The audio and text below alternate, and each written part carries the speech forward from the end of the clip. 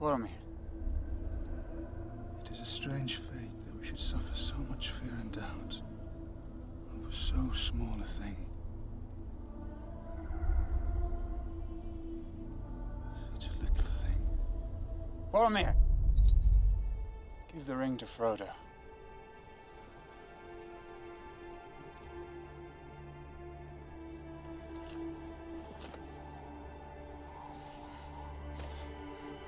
As you wish. I care not.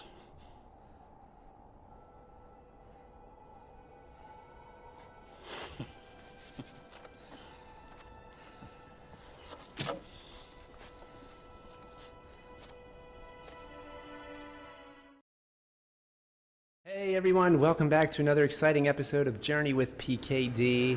I hope this message finds you well wherever you are in your journey, and we're going to dive into this week's topic, which is about temptation and the journey. So here we find ourselves right at the beginning of Lenten season, starting with Ash Wednesday this week, and I think it's a great time to talk about temptation and its traps, obviously, and how that's part and parcel of the journey we're all on. If you accept the fact that you're on a heroic journey, if you see yourself as the hero of your own story, which I highly recommend doing, then this is something that's woven into the very fabric of our experiences. The tempting forces, the matrix that we live in, always has an opposing agenda to, if you will, of the actions that call into force a hero. So if there are no dragons to slay or temptations to be overcome, what are you really being heroic in? And so there's right there an acknowledgement of the fact that should you want to take a more heroic, engaged path with your life, get ready, because you're going to face these forces. And even if you're not, it should be said, you're facing these forces anyway. You're kind of like the people in the Matrix who are just asleep to what's going on in the Matrix, but you're still part of the Matrix system. It's not like you get a free pass because ignorance is bliss and you're just kind of chilling. No, you're very much still a part of the fabric of reality.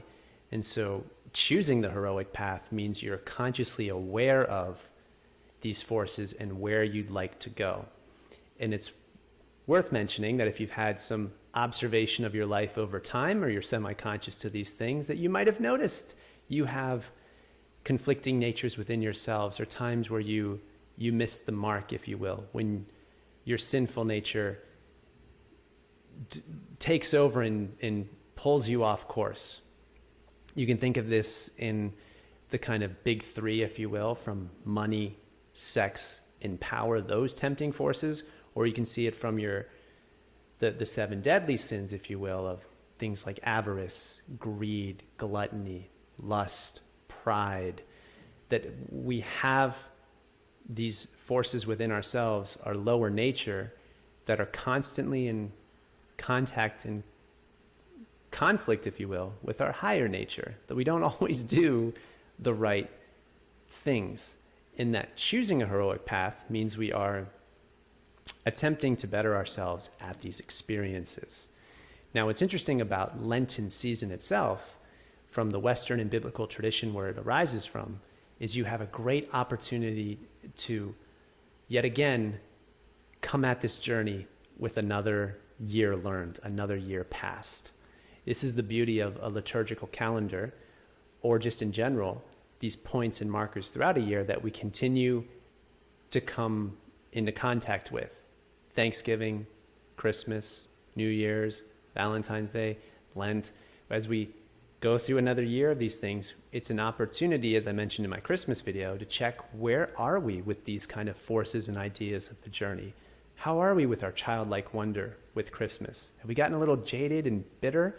Where are we with New Year's and our goals? Are we so nihilistic, or have we become so disenfranchised from goal setting itself that we just choose not to do it? Do we become more bah humbug, that whole archetypal idea of that kind of Scrooge? Where are we exactly? And Lent is a great time to see where are we with temptation? Where are we with the tempting forces? And how do we maybe engage with them in a different manner? Because we know we have this nature of ourselves that we can't get rid of, but maybe there's something we can do about it. Maybe there's something we can even practice. And this is why you have religious practices and seasons of times where you circumscribe something.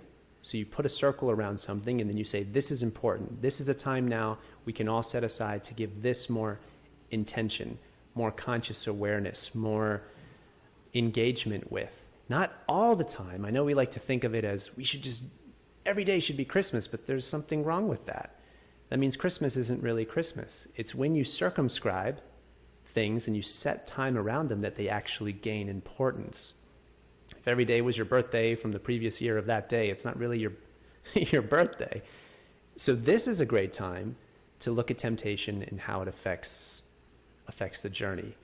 And we have many, many great stories in art and movies and spiritual traditions throughout the thousands of years to draw from. You could start with sex and the temptation of lust and how that can be very deleterious, not just for one person, but say for all of society. I mean, Helen of Troy launched an entire war because of her beauty, or Cleopatra. This is, you can take these ideas and extend them not just from history even, or your own life, but you can see how these effects can trickle through if we don't engage with them properly.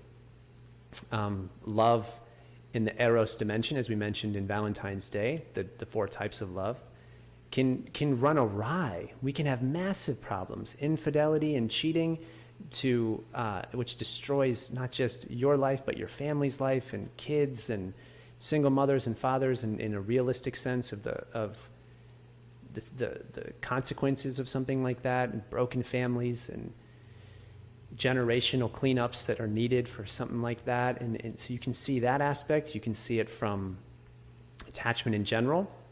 You could take something like Anakin Skywalker again, and Padme and his love and his tragic downfall, and how that was connected through attachment and temptation. Yoda tells him, you got to look at these things differently. You have to let them go. Life itself, even. And that's something part of Anakin's tragic downfall. He couldn't do that. And these, again, we're Anakin. So can we do that? I will, by the way, slight tangent, be doing a deeper dive into Lucas and his prequel trilogy, because there's just so much awesomeness there. So stay tuned for that in 2023. But you have that part of Anakin, and you also have the power part of Anakin. When he's Vader even, and he's tempting his son Luke, come join me, and we can rule the galaxy as father and son. That power idea, which is beautifully displayed in Lord of the Rings, where you have this idea of the ring that is a tempting force that no one is immune to. And when they're deciding in the council of who can even hold the ring to try to destroy it in this ambitious quest to go to Mordor, it's not the wizards or the men or the kings or these very, very powerful people who've lived extraordinary lives. It's actually the little shireling, Frodo, the innocent being and creature who loved to just sit in nature, have little parties, family-oriented, no conflicts, tend to the garden and the land. That part of ourselves was the least temptable and corruptible of all these powerful people, and that he would be the one to shoulder it and bear it, though I know not where to go. I don't know the direction. That he would be the one. And Tolkien was genius at this myth that flowed through him that he gave to the world, because they are on a path of destroying something. That's their road. Not to go attain something, the golden fleece, etc. We need to get the treasure of something, but we need to destroy something. That reminds me of the Eastern concept of hacking away at something, the unessentials, to reveal what's needed. This is something Bruce Lee talked about as a martial artist. He mentioned getting rid of all the unnecessary movement that you don't need and only focusing on what is really needed in the moment. as opposed to adding a ton of different things. Sculpting the David that's in there, as opposed to, we need to add all these different things, and if you don't add this to your personality, you're less off. No. It's that the gold is already there within. It just needs to be exposed and revealed. This is something, a very powerful way of looking at refinement in our natures. We can't get rid of our natures. We can't just say, I'm not going to sin anymore. I'm not going to do this. I'm not going to have any more avarice or greed or gluttony. If I just do this and by my own willpower, I'm so strong and I'm so awesome that I can do it. No.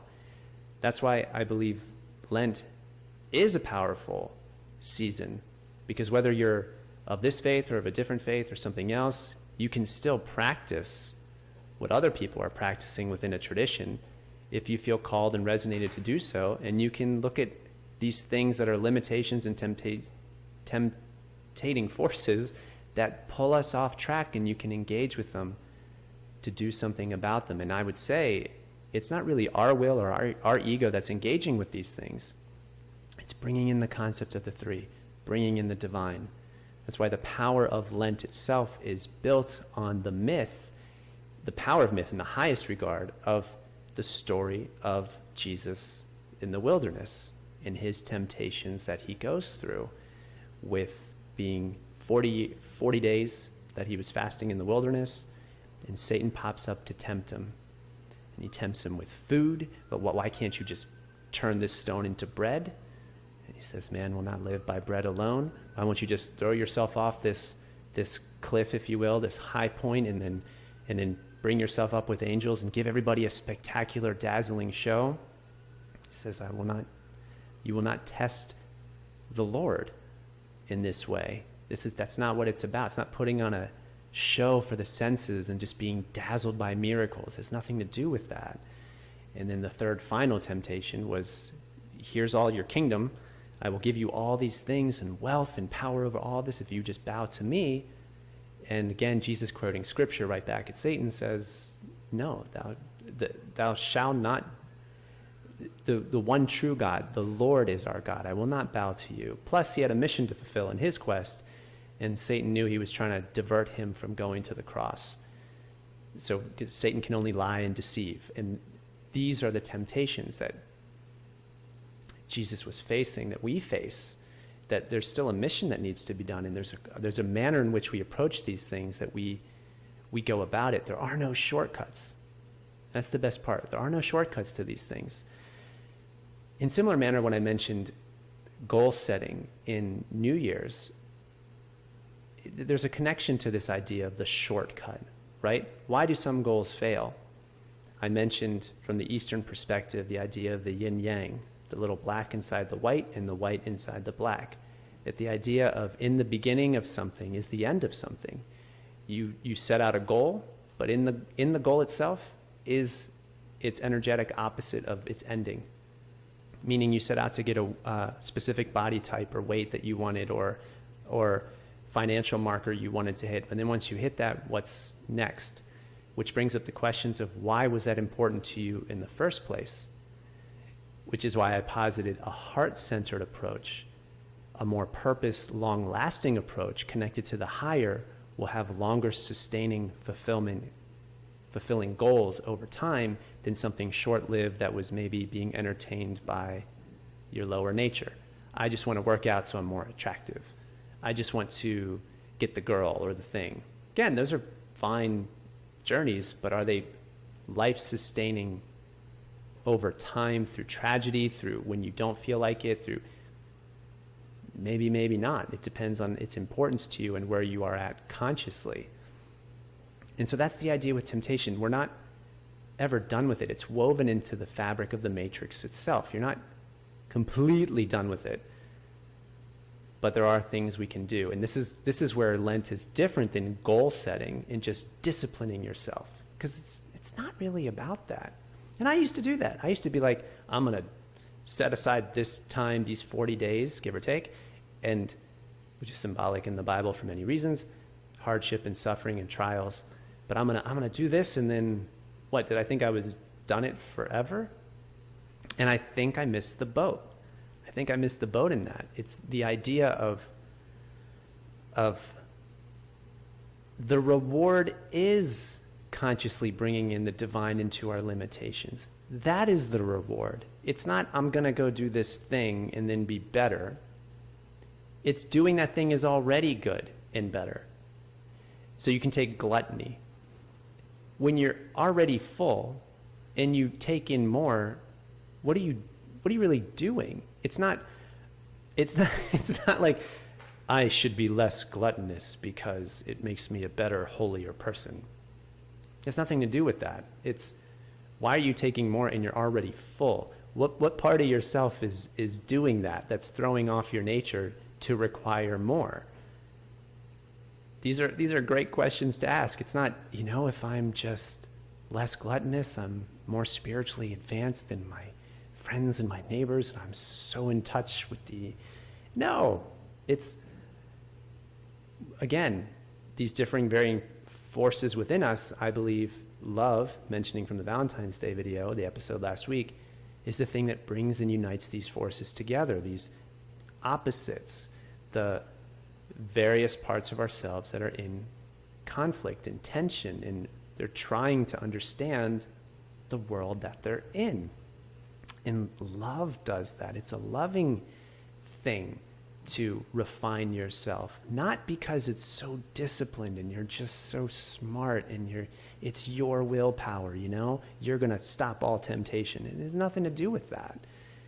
It's, one level you can look at it that way, but it's not going to be sustaining. It's not the self-flagellation of furrowed brow and, I got to take this on 40 days. I got to do this. There's a place for that. There's a season for that. But as I've learned, because I've done that, it's as I go back around this circle to come to it again, I realize it's actually deeper. It's a joyous rejoicement in the reward itself of good, of being good, of having all that you need already, knowing that it's already there and taken care of for you, that you're not the one smart enough to do this. That's why you need the divine. That's why you need to bring in the higher, because it's not about really your effort. The conscious awareness to do something is an intention, for sure. But what's transforming you and helping you along is not your muscles and your sinews and your tendons and your neurons firing and again, you've got it down. It's the proper context of viewing what's happening and why. So again, whether it's sex or money, greed, to go back to Lord of the Rings, Smaug and the dragon over the treasure. Dragons can't even spend money. So it's deeper symbolically of hoarding. You already have enough. Why do you need more than that per se? It's not money, it's the love of money. One of my favorite shows growing up was DuckTales as a child, and still to this day. And I always remember this episode about Scrooge McDuck trying to find the lost city of gold. It stuck out to me as a kid. Again, the importance of myths in childhood and throughout. And Scrooge would have gold fever. So whenever he was around gold, he'd hiccup, and his eyes would go weird and he'd itch, and because he was close to gold, and that's what it did to him. And he realized he was putting his family, his nephews, Huey, Dewey, and Louie, in mortal danger, and it had gone too far, and he realized he was transfixed by it. That's the tempting force. And I'm so glad as a kid that kind of stuck out to me. They're like, whoa, watch out for that. That was the pedagogical function, right? The pedagogical function of myth working through me and understanding the deeper lesson of, whoa, there's something going on here with money or sex or power. Be careful of these lures from the matrix system that do not want you evolving and really, really want you to stay trapped and just going with the flow. Don't even practice these things. You know what? Practice is for monks. It's only a monk practice, right? Don't do this thing. You should just go with what the world's doing, what the world's telling you to do. Yeah, do that. So here's a reminder not to do that, that you can engage with these tempting forces in a different way. You can bring in the divine, you can bring in, which I think is the only way to do this really, to unite those forces and to pair with those opposites in a way that is manageable, and that these tests are part of the structure and fabric of the system itself. You can almost think of it as like a space-time system. It's woven into it. It's not something done. It's something or something you can avoid for too long. Again, it's going to happen anyway. Even if you're not a hero, it's going to happen anyway. So I suggest be engaged with it. Make it a part of your reality in a way that is consciously knowing that you can enjoy actually the journey itself with these things, because it's not all bad. When Christ was tempted, he showed the way and then he revealed it to the people. You can do this. You can help your friends. You can help your family. You can kind of beat these things, so to speak, and help others, which is essentially freeing them from the matrix. You're helping them free from the matrix, which is amazing. So I hope this has been helpful. Enjoy your Ash Wednesday. I know Mardi Gras is right before, so sometimes people do that. They go to the excess before they go to the other excess, and they swing like a pendulum. I mean, whatever works for you. I've tried that too before, and it's interesting. You know, there are parts of it which might make sense and parts of it which doesn't, but you know, to each their own in these kind of seasons. May your consciousness be more a part of that, though, and see what happens if that's something you want to keep doing. But enjoy this season as we go into Easter, and may it be something that enhances your journey. So like, subscribe, and share, everybody. Keep the community going. Love the comments. Love what's going on. And as always, wherever you are, take care, Godspeed, and hopefully you are enjoying your journey. Peace.